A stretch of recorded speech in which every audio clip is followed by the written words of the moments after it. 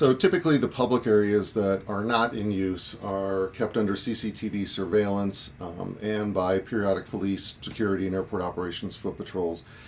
The airlines are required to restrict access to their computer systems, so typically shutting them down and having them password protected is considered adequate. The same thing with the screening technology.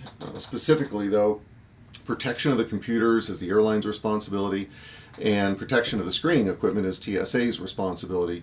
They may enlist the airport's assistance for practical reasons, however. The primary area that must be protected is what is known as the sterile area. This is the area beyond the screening checkpoint, all the way out to the passenger boarding bridges or locations. When those areas are shut down at night, most airports simply pull down gates to secure them. If that's not an option, then the sterile area must be searched prior to reopening the next day. It's a little unusual. The screening equipment is in front of the gates at Appleton, but that may have been done for design reasons or the airport's reference to accommodating late flights. There's additional FAA regulations related to the airport providing accommodations to late arrival passengers that might have something to do with the situation here. Before the equipment can be used the next day, TSA must test and calibrate to ensure it's working properly.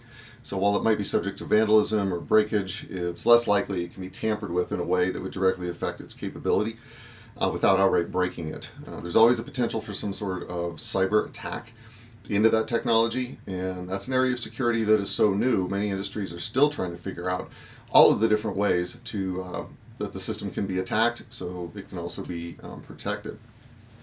In all likelihood, your personnel were observed going through the public areas by CCTV camera, but since they were not tampering with anything, an officer was not dispatched. I imagine if you've caused some interesting conversations prompting the airport and TSA to discuss whether existing measures over these technologies in these areas are adequate. So if nothing else, what this has done is demonstrated potential vulnerabilities, at least to be assessed, to determine if those are real vulnerabilities or to determine that they're not.